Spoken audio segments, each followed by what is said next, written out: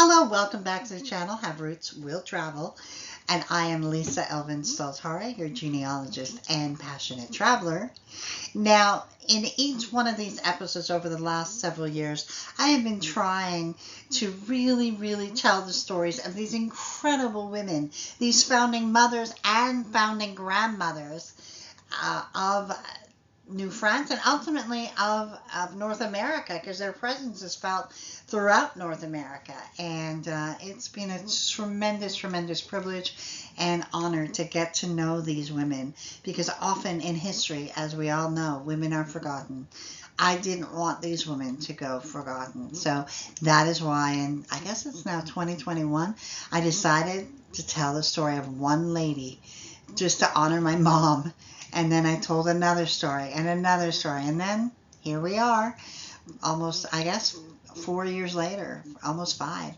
And I'm still telling the story. We're on episode 144. Now, Les Filles Mariées began in 2023 because I realized how important their role was. And so there's 2 series going, Les Filles du Roi, Les Filles Mariées, in case you weren't new to the channel. Speaking of the channel, there are a couple of ways that I would love for you to support the channel. The first comes in staying in the know, which is subscribing and liking and getting notified. Subscribe is so important. I said in previous episodes, my goal for 2025 is to get to 3,000 subscribers. I really couldn't even imagine getting even close to that several years ago. So thank you so much to all of you who have done so thus far. And then there are ways to help the channel itself grow. We have the YouTube memberships that start out at 99 cents. And then we have the memberships that are not memberships, but PayPal button that's on my website, haverootswilltravel and .com. And we also have on the YouTube, there's a little super thanks button. You click and you create a donation for that episode. It's like a little tip. Every time I get one of these, I'm like, oh, I got a tip. So it just amuses me. Thank you to all of you who have done so thus far. And with that being said, let's get on with the show and find out about our next Fille Mariée.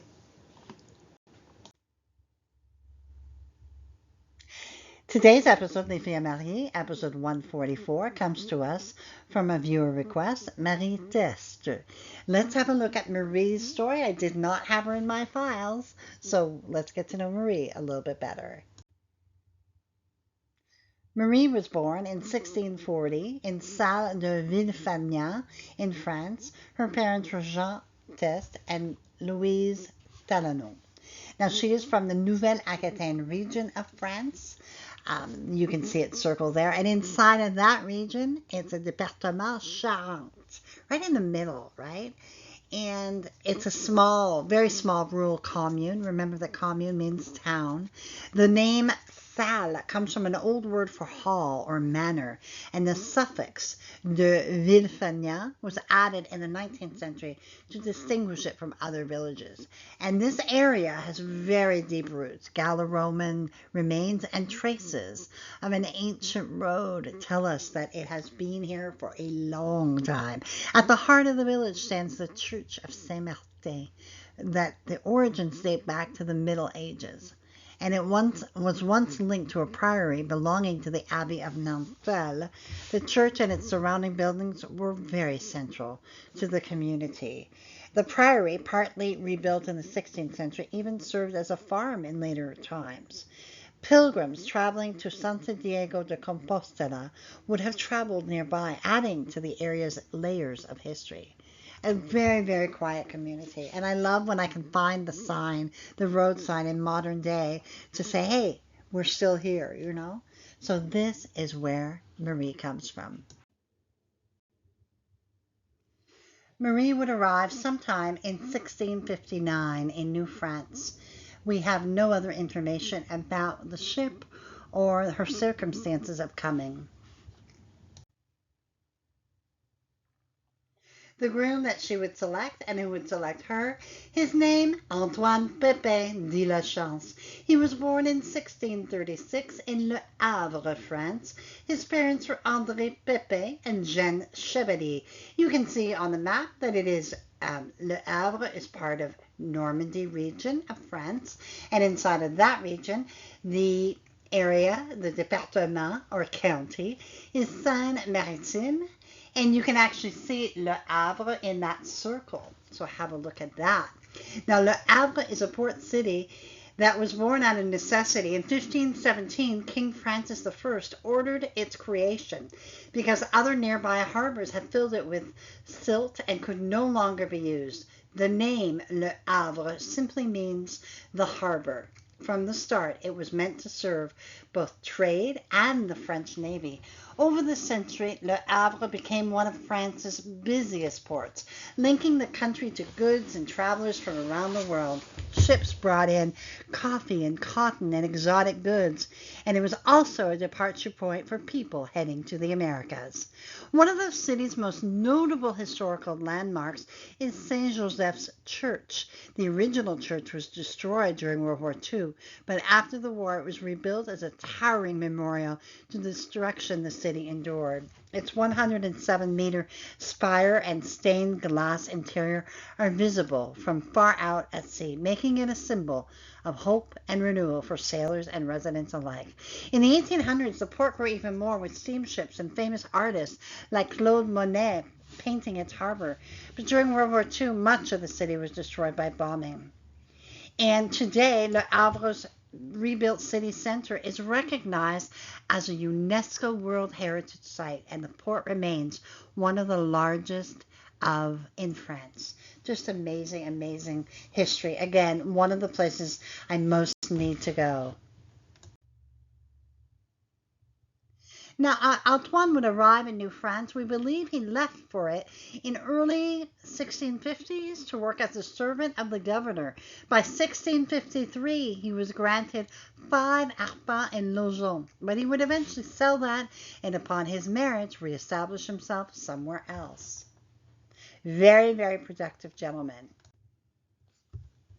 And so they were married. Marie and Antoine were married on November 24th, 1659 at Quebec City.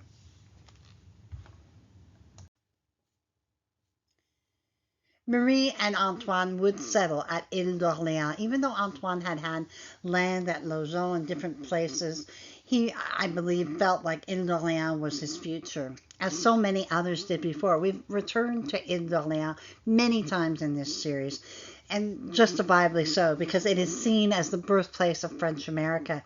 You can see by the map that it is very close to Quebec City. It's about a 20-minute drive, and it is just awe-inspiring. I went there with my husband for the first time. Can you believe it? Even being born and bred in Quebec, I went there for the first time in 2023 and just absolutely loved it. And love is that kind of, as I say those words, I'm like, no, it totally inspired me. It almost changed me in a way, because I was able to walk the land of one of my very first original ancestors, and their name was there, and it just meant so much to me. So if you have ancestors at Ile d'Orléans, I absolutely recommend that's your first stop. That should be it in Quebec. Before Quebec City and Montreal, to me, Ile d'Orléans is critical.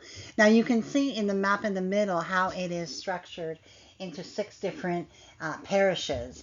And we have Sainte-Pétronide, Saint-Pierre, Saint-Laurent, Saint-Jean.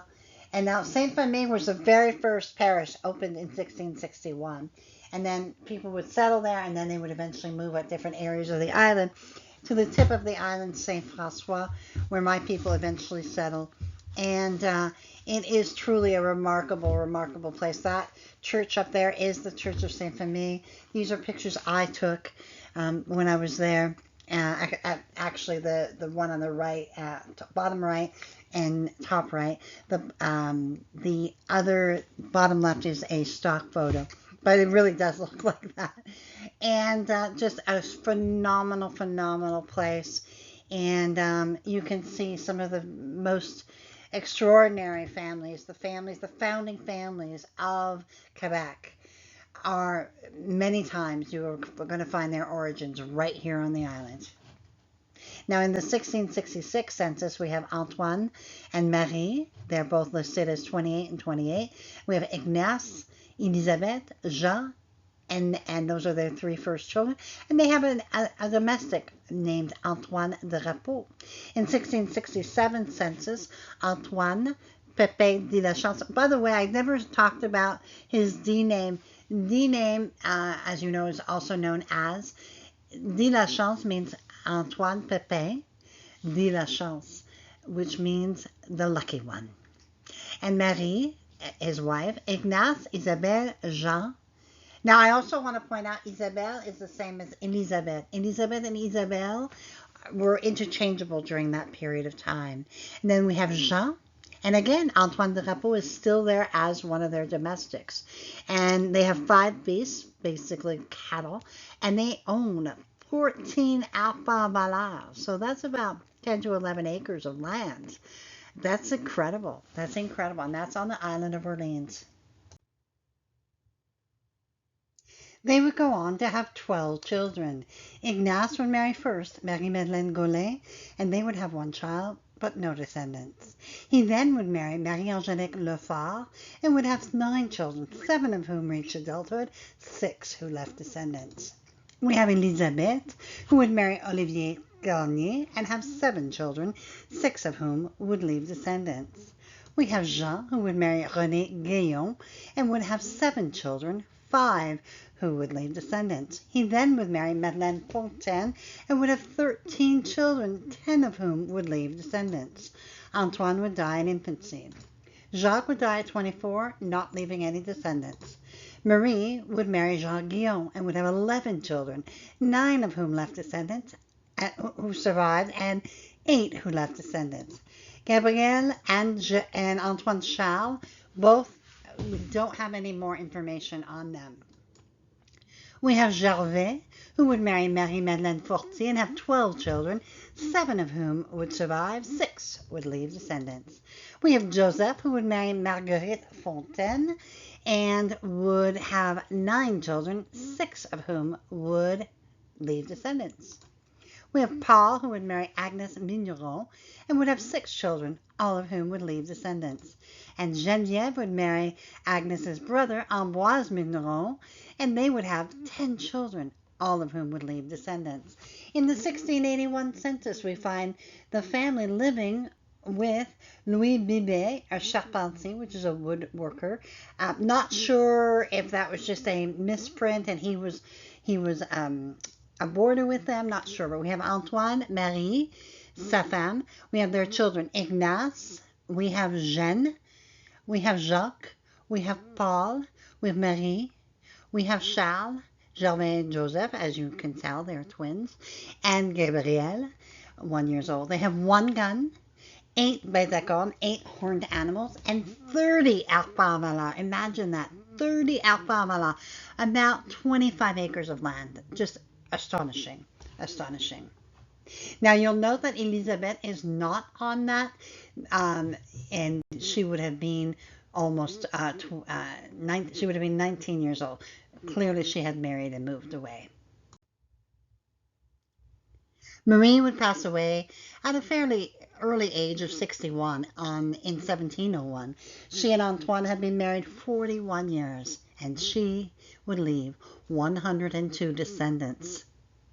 As of 1729, Antoine would leave a mere 16 months later at the age of 67, both of them dying in 1701 and 02.